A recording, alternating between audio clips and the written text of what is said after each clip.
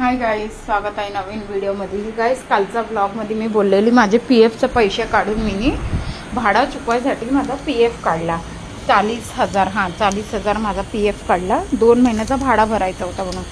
तर या व्यक्तीला दिला मी की जाऊन भाडा भरून ये. तर तेव्हा त्यांनी पैसे घेतले. मला माहिती ना हा माणूस असा पण निघेल, नीच एकदम नीच माणूस आहे. बघा, ही गाडी घेतली त्यांनी, ठीक आहे. तर मी दिले त्याच्यावर विश्वास ठेवून, पण तो व्यक्ती जाऊन ही गाडी घेऊन आला. मी बोलले आता भाडा भरायचा, पैसे पाहिजे मला. बोलतो माझ्याकडे नाही. आणि तेव्हा लॉकडाऊन लागलेला, माझं काम बंद, सर्व बंद. मग माझ्याकडे गोल्ड होती. तर मी माझ्या बहिणीला आधी बोलली, माझ्या बहिणी गोल्ड तर जाऊ द्या, मी माझ्या बहिणीला आधी बोलली. मी बोलली बघ असं असं आहे. मी बोलली ह्यानी मी PFचे पैसे काढले आणि हा जाऊन गाडी घेऊन आला भाडा भरायचा बदली. तर त्याला काय नाही बोलली माझी बहीण. तर मी बोलली तू मदत कर मला. तर मला बोलते ठीक आहे, तुझे भाऊजी आले तर मी तुला कॉल करते.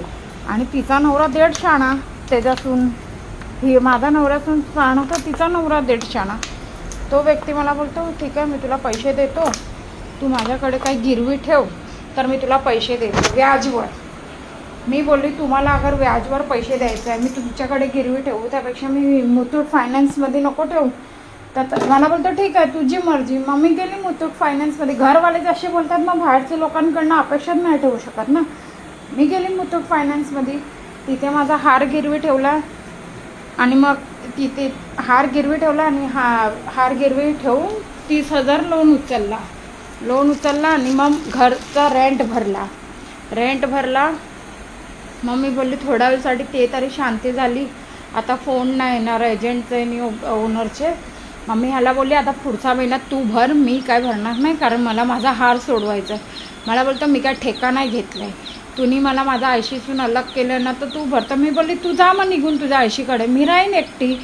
मला बोलतो असं कसं जाणार, तुम्ही मला हैराण केलं आहे तर मी तुला हैराण करणार. असं मला टॉर्चर करायला लागलं, समजला. मी त्याला मग त्याच्याबरोबर ना जास्त भेसबाजी केली नाही. मग मी माझ्या बहिणीला बोलली, मला एक बाजूला आता भाडा भरायचा आहे, हा बोलतो नाही करणार, तुम्ही लोकांनीच लावून दिलंय ना लग्न. असा म्हणजे असा माणसाबरोबर जो माणूस मला सांभाळू नाही शकत असा व्यक्तीबरोबर तुम्ही करून दिलं. तर मला बोलते तू टेन्शन नको की मी काही ते करते. मी बोलले ठीक आहे. आणि नंतर माझ्या बहिणीला मी बोलली आता भाडा भरायचं आहे, परत दुसरा भाडा येणार आहे डोक्यावर, आणि हारचा लोन आहे, म्हणजे तर काय करू. तर मला बोलते मी हार सोडवते, माझ्याकडे ठेवते, म्हणजे कोण घेणार नाही. आणि मग काय झालं ना गाईज, तर मी उद्याचा ब्लॉगमध्ये तुम्हाला बोलते. Okay guys, bye. व्हिडिओ आवडलास लाईक करा आणि शेअर करा. Bye guys. आणि गाईज, व्हिडिओ आवडला असता ना प्लीज लाईक करा, कमेंटमध्ये सांगा आणि फॉलो करा. Bye guys.